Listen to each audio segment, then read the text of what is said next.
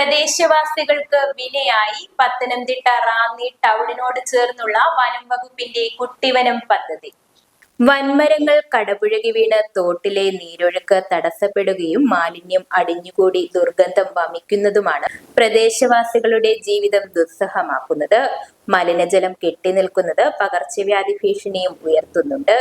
നാട്ടുകാർ നിരവധി തവണ വനം വകുപ്പ് അധികൃതർക്ക് പരാതി നൽകിയെങ്കിലും യാതൊരു ഫലവും ഉണ്ടായിട്ടില്ലെന്നും ആരോപണമുണ്ട്.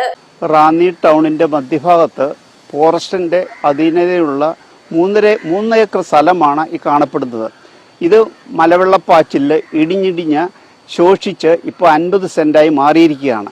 ഇതിന് എതിർവശത്തുള്ള സ്ഥലങ്ങൾ ഇടിഞ്ഞ് നഷ്ടപ്പെടുന്നു.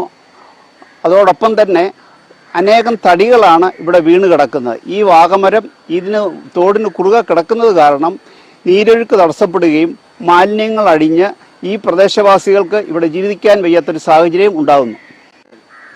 നിരവധി പ്രാവശ്യം ഇതുമായി ബന്ധപ്പെട്ട് ഫോറസ്റ്റിനെ സമീപിച്ചെങ്കിലും ഇതുവരെ ഈ മരങ്ങൾ മുറിച്ചു മാറ്റുവാനോ ഇതിന് വേണ്ട നടപടികളോ ഇതുവരെ ഉണ്ടായിട്ടില്ല. പമ്പാ നദിയിലേക്ക് ഒഴുകിയെത്തുന്ന വലിയ തോടിന്റെ ഓരം ചേർന്നാണ് തേക്ക്, ആഞ്ഞിലി തുടങ്ങിയ വൻമരങ്ങൾ ഇടതൂർന്ന് വളർന്നു നിൽക്കുന്ന കുട്ടിവനം സ്ഥിതി ചെയ്യുന്നത്.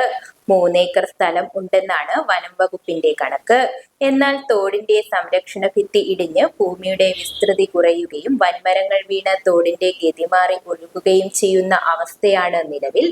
തോടിന്റെ ഇരുകരകളിലും താമസിക്കുന്ന നിരവധി കുടുംബങ്ങൾക്കും തൊട്ടടുത്ത ദേവസ്വം ബോർഡിന്റെ ഉടമസ്ഥതയിലുള്ള ശാസ്താ ക്ഷേത്രത്തിനും തോട് ഗതിമാറി ഒഴുകുന്നത് ഭീഷണി ഉയർത്തുന്നുണ്ട്. ലക്ഷങ്ങൾ വിലമതിക്കുന്ന തേക്ക് തടികൾ ഉൾപ്പെടെയുള്ളവ വർഷങ്ങളായി തോട്ടിലെ മണ്ണിൽ പുതഞ്ഞു കിടപ്പുണ്ട്. ശേഷിക്കുന്ന ഭൂമിയെങ്കിലും സംരക്ഷണ ഭിത്തി കെട്ടി സംരക്ഷിക്കാൻ വനം വകുപ്പ് തയ്യാറാവണമെന്നും വലിയ തോട് പൂർവ്വസ്ഥിതിയിലാക്കണമെന്നുമാണ് നാട്ടുകാരുടെ ആവശ്യം. News bureau, Ranni.